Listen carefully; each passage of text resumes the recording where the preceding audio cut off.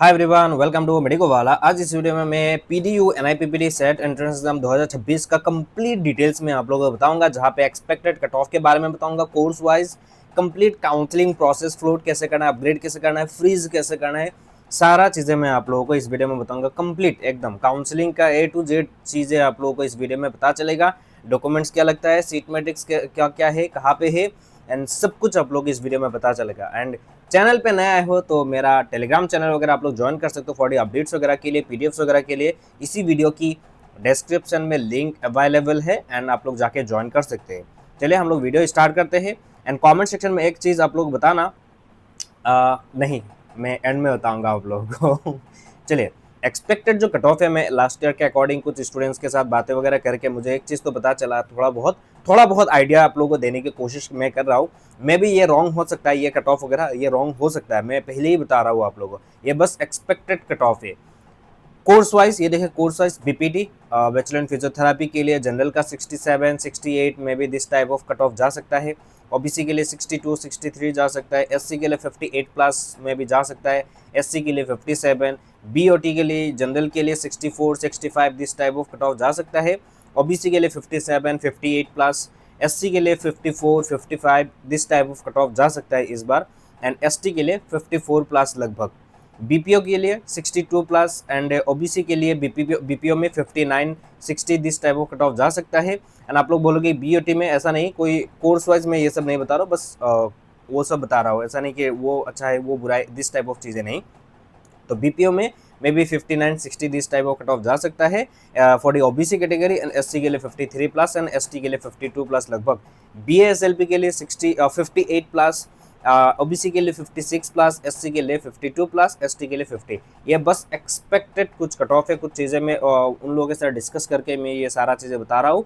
तो ये वेरी कर सकता है, पर मैं कुछ आइडिया देने के लिए आप लोगों को कुछ बता रहा हूँ, ताकि आप लोग एटलीस्ट कुछ तसल्ली तो मिले, है कि नहीं। आप लोग कमेंट सेक्शन में ज़रूर बताना किन किन स्टूडेंट्स को 60 प्लस आ रहा है स्कोर। 60 प्लस स्कोर आ रहा है मतलब आपका कोई ना कहीं पे आप लोगों को सीट ज़रूर मिल जाएगा। 60 प्लस किसका किसका आ रहा है आप लोग कमेंट सेक्शन में ज़रूर बताना।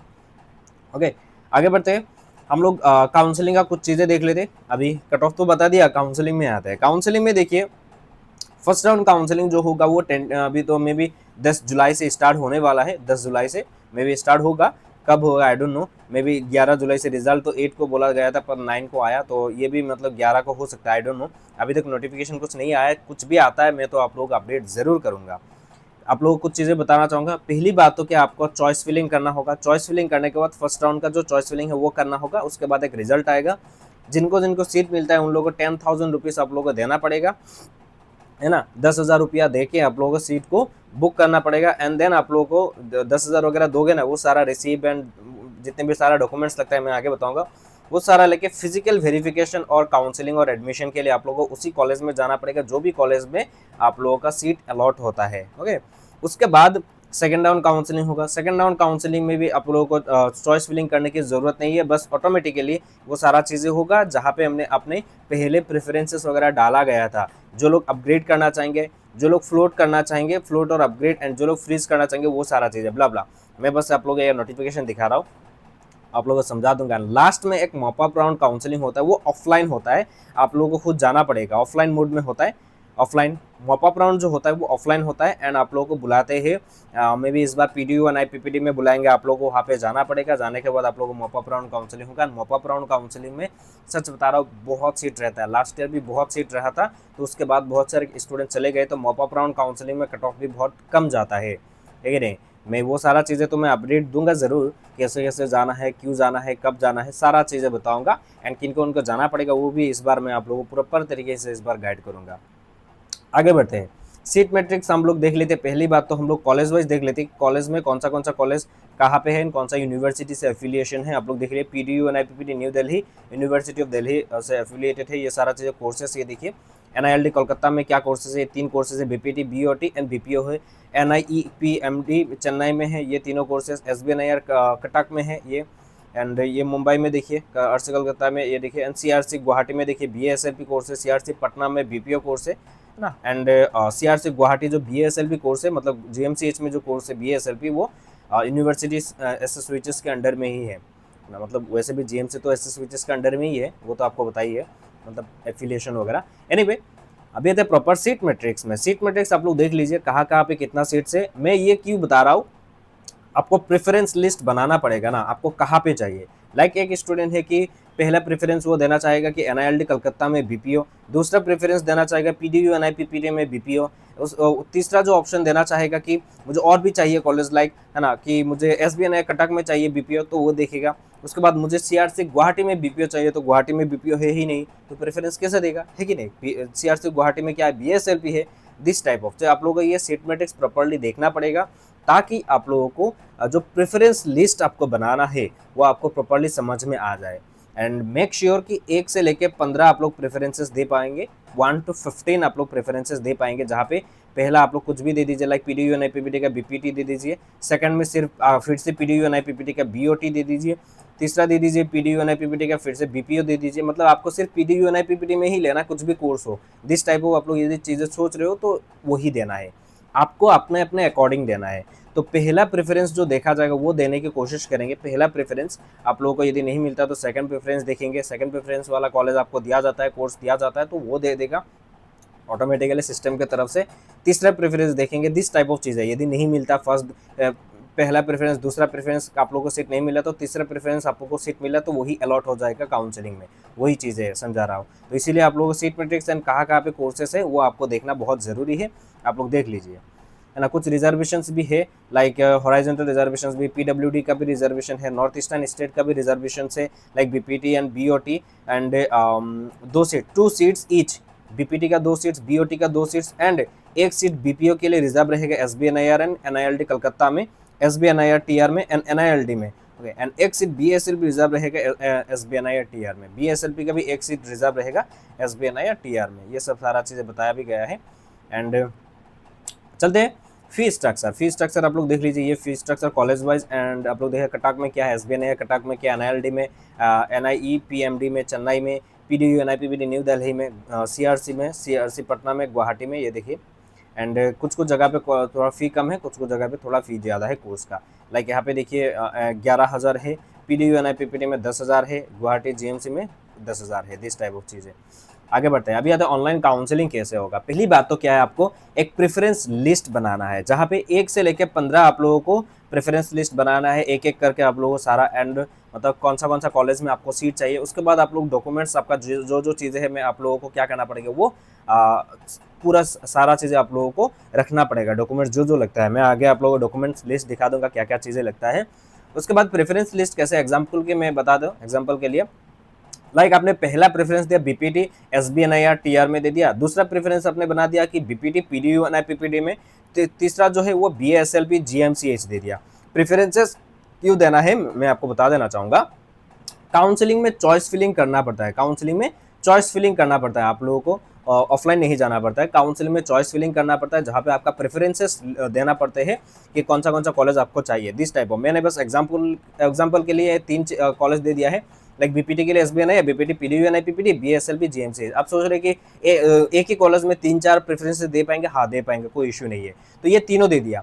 अभी जो पहला मेरिट लिस्ट आएगा, फर्स्ट जो राउंड का काउंसलिंग का मेरिट लिस्ट है, मान लीजिए कि मुझे बीपीटी पीडीयू एनआईपीपीडी मिला, मुझे चाहिए था एसबीएनआईआर पर, मेरा जो रैंक है, मेरा जो मार्क है, उस मार्क से मुझे एसबीएनआईआर में बीपीटी नहीं मिला, तो मेरा जो मार्क्स है उस अकॉर्डिंग बीपीटी पीडीयू एनआईपीपीडी मिल रहा था, तो वही अलॉट हो गया, है ना, वही अलॉट हो गया। अब मेरा सीट मिल गया, हाँ बीपीटी पीडीयू एनआईपीपीडी मिल गया, एसबीएनआईआर में नहीं मिला। अभी मेरे पास 2 ऑप्शन है, एक तो है मैं फ्रीज करना चाहूँगा, एंड 2 है सेकंड जो ऑप्शन है वो फ्लोट करके अपग्रेड करना चाहूँगा। 2 ऑप्शन मेरे पास रहेगा। फ्रीज कर देंगे तो मुझे वही कॉलेज में रहना है, मतलब बीपीटी पीडीयू एनआईपीपीडी में ही करना है, वहाँ पे एडमिशन वगैरह लेना पड़ेगा, एंड 10,000 रुपीज़ देके आप लोगों को जो कॉलेज मिलता है, मतलब जो पीडीयू एनआईपीपीडी है, वहाँ पे जाके मैं डॉक्यूमेंट्स वगैरह वेरिफिकेशन करके वही में मैं सेटल हो जाऊँगा, मुझे वही कॉलेज चाहिए, दूसरा अभी अपग्रेड नहीं करना है। जो दूसरा ऑप्शन रहेगा वहाँ पे आप लोगों को 10,000 रुपीज़, वो भी यहाँ पे भी आपको 10,000 रुपीज़ वगैरह देना पड़ेगा, एंड उसके साथ में आपको क्या करना पड़ेगा, फ्लोट करना पड़ेगा, ताकि आपको जो नेक्स्ट राउंड काउंसलिंग होगा उसमें यदि आपको बीपीटी एसबीएनआईआर टीआर मिल जाए, तो आप क्या करेंगे, पीडीयू एनआईपीपीडी से एसबीएनआईआर टीआर में चले जाएंगे।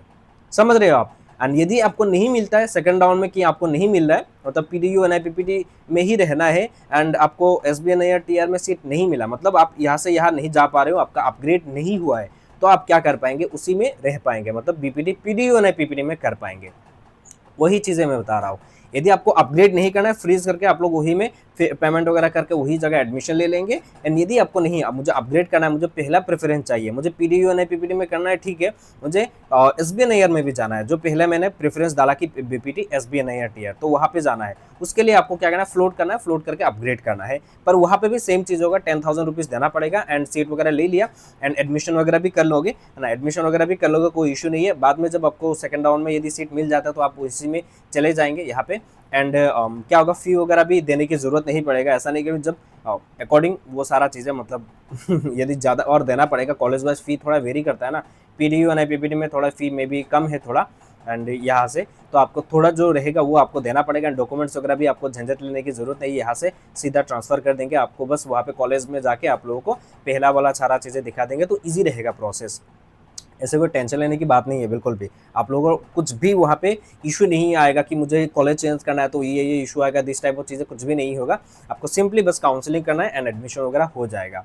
तो ये चीज़ें हैं काउंसलिंग के लिए। And make sure preference list आपको प्रॉपरली बनाना है, वरना आपका जो स्कोर से जो कॉलेज मिल रहा था वो भी शायद नहीं मिल पाएगा, दिस टाइप ऑफ चीज़ें होगा। तो प्रेफरेंस लिस्ट आपका रैंक अकॉर्डिंग आपको जो जो चाहिए अच्छे से ध्यान रख के आप लोगों को क्या करना है, प्रेफरेंस लिस्ट बनाना है। मैं आपको नोटिफिकेशन थोड़ा दिखा देना चाहूँगा, ये देखिए, आप फ्रीज और अपग्रेड कर सकते हो।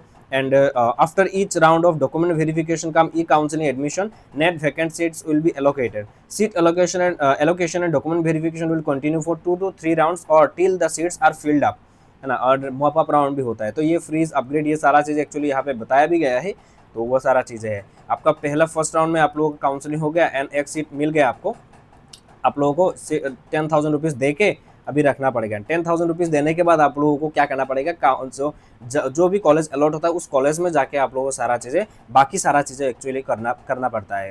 ओके, एंड जिनको सीट अपग्रेड करना है सेकंड राउंड में, वो क्या करेंगे, वो अपग्रेड करेंगे और फ्लोट करेंगे। फ्लोट करके आपको क्या करेंगे, वो लोग भी 10,000 देना पड़ेगा, वो सब सारा चीज़ें सब सेम रहेगा, बस अपग्रेड और फ्लोट वाला ऑप्शन रहेगा, वो करना है। एंड वो करके सेकंड राउंड में आप लोगों को यदि पहला प्रेफरेंस आपको मिलता है तो उसी कॉलेज में जाके आप लोगों को वो सारा चीज़ें फिर से एडमिशन वगैरह लेना पड़ता है। एनीवे, डॉक्यूमेंट क्या लगता है, पहली बात तो क्या है, ओरिजिनल एडमिट कार्ड चाहिए सेट, जो साइन किया गया है इन्विजिलेटर के थ्रू, मतलब इन्विजिलेटर ने आपको एग्जाम के ड्यूरिंग साइन जो किया था वो आप लोगों को एडमिट कार्ड चाहिए। चॉइस फिलिंग एंड लॉकिंग का जो लेटर रहेगा काउंसलिंग जब करेंगे वो, ई काउंसलिंग सीट अलॉटमेंट लेटर, एक सीट अलॉटमेंट लेटर आएगा वो लेके जाना पड़ेगा। प्रिंट आउट आप लोगों का जो एप्लीकेशन फॉर अप्लाई के टाइम पे एप्लीकेशन फॉर्म जो फॉर्म फिलअप किया था ना, उसका प्रिंट आउट करना पड़ेगा पूरा फॉर्म का। आधार कार्ड लेके जाना है। डेट ऑफ बर्थ के लिए आप लोग क्लास 10th का डॉक्यूमेंट्स आप लोग यूज़ कर सकते हो। कॉलेज लिविंग सर्टिफिकेट यदि है, कैरेक्टर सर्टिफिकेट, वो आपको जो लास्ट अटेंड कॉलेज है वहाँ से आपको कैरेक्टर सर्टिफिकेट बना के लेके जाना पड़ेगा। Certificate of medical fitness to be signed by government medical officer. अब ड्यूरिंग ये एडमिशन प्रोसेस के बारे में बता रहा हूँ, डॉक्यूमेंट वेरिफिकेशन और ये सारा एडमिशन वगैरह के लिए आप लोगों को लेगा, आप लोगों को मेडिकल फिटनेस सर्टिफिकेट दिखाना पड़ेगा, वो भी गवर्नमेंट मेडिकल कॉलेज से या गवर्नमेंट सिविल हॉस्पिटल से जाके मेडिकल ऑफिसर से आपको क्या करना पड़ेगा, मेडिकल फिटनेस सर्टिफिकेट बना के लेके जाना पड़ेगा। SC ST OBC WS candidates हो तो आप लोगों को कैटेगरी सर्टिफिकेट लेके जाना पड़ेगा। OBC कैंडिडेट्स को NCL मैंडेटरी है, NCL दिखाना पड़ेगा। AWS को भी फाइनेंशियल ईयर 2026 एंड 27 वाला लगेगा, ऐसा नहीं कि आप 2025 का लेके जा रहे हो, तो वो नहीं होगा। And candidates availing PWD reservation have to submit disability certificate, यदि PWD कैंडिडेट्स हो तो डिसेबिलिटी सर्टिफिकेट देना पड़ेगा। Candidates availing CWA PP and STNA reservation यदि लेना चाहते हो तो उसका जो भी रिक्वायर्ड डॉक्यूमेंट्स होता है, सपोर्टिंग डॉक्यूमेंट्स, वो सारा देना पड़ेगा। And part payment amount 10,000 acknowledgement receipt, जो आप 10,000 रुपया दोगे ना, आपका सीट अलॉट हो गया, सीट अलॉट हो गया। अपग्रेड करना या फ्रीज करना जो भी करो, 10,000 रुपीज़ तो देना पड़ेगा। वो 10,000 रुपीज़ का आप लोगों का जो रिसिप्ट निकलेगा वो एक्नॉलेजमेंट शीट आपको लेके जाना पड़ेगा। OBC सर्टिफिकेट, ये देखो नॉन क्रिमिनल इशूड, ये सब 1/4/2026 के बाद वाला होना पड़ेगा, ये सारा चीज़ बताया गया। Migration certificate in original from the respective regular board, migration certificate आपको चाहिए होगा। CBSE वालों को तो कॉलेज से ही दे देते हैं, स्कूल से ही दे देते हैं। एंड हमारे आसाम के जो स्टूडेंट्स हैं, आप लोगों को यदि पता नहीं है तो आप लोग सेवा सेतु पोर्टल से बना लेना, वो आ जाता है, तुरंत आ जाता है, टाइम नहीं लगता है। नेशनलिटी वगैरह यदि जम्मू कश्मीर, ये सब आप लोगों को और भी कुछ एक्स्ट्रा रिजर्वेशन वगैरह कुछ है तो वो सारा डॉक्यूमेंट्स आपको रेडी करना पड़ेगा, है ना। और क्या है, recent colour passport size photograph से 4 4 फोटोग्राफ आपको लेके जाना पड़ेगा, सेल्फ डिक्लेरेशन देना पड़ेगा जो आपने गैप लिया है। यदि क्लास 12 के बाद आपने यदि गैप लिया था तो उसके लिए आप लोगों को सेल्फ डिक्लेरेशन भी आप लोगों को देना पड़ेगा गैप के लिए, वो सारा चीज़ है। एंड काउंसलिंग स्टार्ट होने दीजिए। जो फॉर्मेट्स है, कुछ फॉर्मेट्स भी है सर्टिफिकेट्स का, कुछ फॉर्मेट्स है मैं आपको ज़रूर दिखाऊंगा एंड सारा चीज़ें आप लोग एक एक करके समझा के दूंगा। तो अब मैंने आज थोड़ा मोटा मोटा आधा अधूरा जितना भी सारा चीज़ें मैं समझाने की पूरी कोशिश किया है। काउंसलिंग के लिए ये थोड़ा अलॉटमेंट वगैरह थोड़ा आप लोगों को समझ में आने में कुछ स्टूडेंट्स को भी दिक्कत होगा।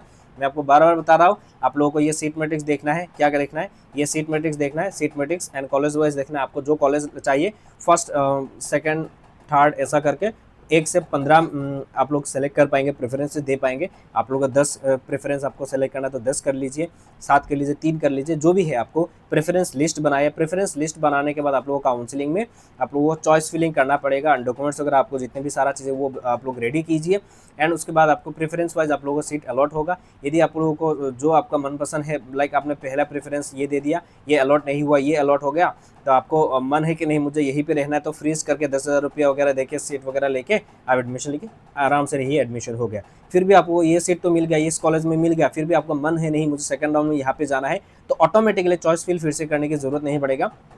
चॉइस फिलिंग बस एक बार कर पाएंगे। चॉइस फिलिंग या प्रेफरेंस लिस्ट दोगे तो वो एक बार ही दे पाएगा, बार बार नहीं दे पाओगे। तो सेकंड राउंड फ्लोट करके अपग्रेड कर सकते हो। अपग्रेड में यदि SBNIR टीयर मिल जाता है तो ठीक है, तुरंत आप लोग यहाँ से PDU NIPPT में SBNIR में भी जा पाएंगे, वो सारा चीज़ है। एनीवे मैंने कुछ भी आप लोगों को डाउट्स है तो कमेंट सेक्शन में ज़रूर पूछना एंड आप लोग इंस्टाग्राम में भी मुझे पूछ सकते हो, कोई इशू नहीं है। इंस्टाग्राम लिंक भी मैंने वीडियो के डिस्क्रिप्शन में दे दिया है एंड कट ऑफ मैंने ओवरऑल कुछ बताने की पूरी कोशिश किया है। आई होप आपको सारा चीज़ समझ में आ गया होगा। तब तक के लिए बाय बाय।